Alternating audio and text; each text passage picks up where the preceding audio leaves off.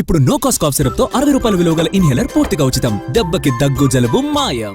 వృధా జలాలు ఉపయోగించుకుని బనకచెర్ల ప్రాజెక్టు కట్టుకుంటే తప్పేంటన్నారు మంత్రి లోకేష్. కొందరు తెలంగాణ నేతలు పిడివాదంతో ఉన్నారన్నారు.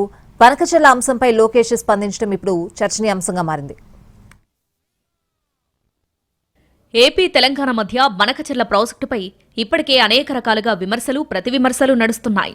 ఢిల్లీ స్థాయిలో చర్చలు కూడా జరుగుతున్నాయి. కేంద్ర జలసంఘం బనకచెర్లపై ప్రత్యేకంగా ఓ టెక్నికల్ కమిటీ కూడా ఏర్పాటు చేసింది. త్వరలో మరో దఫా చర్చలు జరగనున్నాయి. ఇలాంటి సందర్భంలో మంత్రి లోకేష్ బనకచెర్ల ప్రాజెక్టుకు సంబంధించి కొన్ని వ్యాఖ్యలు చేశారు. ముఖ్యంగా వృధాగా సముద్ర గర్భంలోకి వెళ్తున్న జలాలతో ప్రాజెక్టు కట్టుకుంటే తెలంగాణకున్న అభ్యంతరం ఏంటన్నారు లోకేష్. నీరు సముద్రంలోకి వెళ్తుంది, ప్రతి సంవత్సరం వెళ్తుంది. నీరు తెలంగాణ భూభాగం దాటి ఆంధ్ర భూభాగంలోకి వచ్చిన తర్వాత ప్రాజెక్ట్ నిర్మించి లిఫ్ట్ చేస్తున్నాం. ఓకే, అనుకుందాం ఒక సంవత్సరం నీళ్ళు రాలేదని, ప్రాజెక్ట్ ఖాళీగా ఉంటుంది. What is the problem? Kaleshwaram ప్రాజెక్టుకు సంబంధించి ఏపీ ప్రభుత్వం ఎలాంటి అభ్యంతరం వ్యక్తం చేయలేదని చెప్పారు లోకేష్. తెలుగువారి సంక్షేమం కోసం అవసరమైతే తెలంగాణతో కలిసి పనిచేయడానికి కూడా సిద్ధంగా ఉన్నామని చెప్పుకొచ్చారాయన. అయితే తెలంగాణ నేతలకు బనకచెర్ల విషయంలో అభ్యంతరాలు ఎందుకన్నారు లోకేష్. ఇప్పుడు ఆనాటి ప్రభుత్వం కాళేశ్వరం ప్రాజెక్ట్ కట్టినప్పుడు మనం ఏనాడు అడ్డుపడలేదే. బనకచెర్ల ప్రాజెక్టుపై పూర్తి స్థాయిలో చర్చ జరగాలని లోకేష్ అంటున్నారు. నదుల అనుసంధానం అత్యవసరమని, నీళ్ల కోసం ప్రస్తుతం యుద్ధాలు జరుగుతున్న పరిస్థితి కనిపిస్తుందని అన్నారాయన. తాము ఎవరి నీళ్లు దోచుకోవడం లేదని తెలిపారు.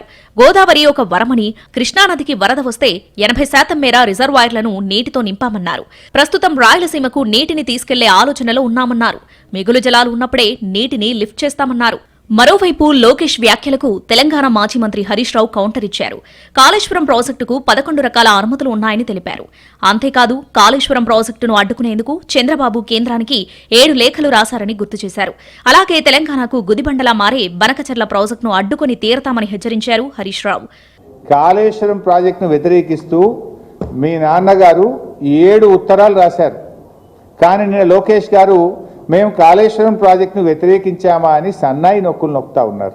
బీఆర్ఎస్ బీజేపీ నాయకులు కొంతమంది 2 రాష్ట్రాల మధ్య జలజగడాలకు ప్రయత్నిస్తున్నారని ఎమ్మెల్సీ అద్దంకి దయాకర్ విమర్శించారు. కాబట్టి అలాంటి వ్యాఖ్యలకు లోకేష్ ప్రభావితం కావద్దని సూచించారు. లోకేష్ ఇచ్చిన స్టేట్మెంట్ ను ఆలోచించండి. ఇది బీఆర్ఎస్ కూడా ఇదే విధంగా రెచ్చగొడుతున్న పరిస్థితి ఉన్నది. ఇది కేవలం రాజకీయ లబ్ధి అయితే ప్రజలు ఈరోజు ఆలోచిస్తారు. మొత్తంగా బనకచెర్ల ప్రాజెక్టు అంశం ఇప్పుడు తెలుగు రాష్ట్రాల్లో పొలిటికల్ హాట్ టాపిక్ గా మారింది.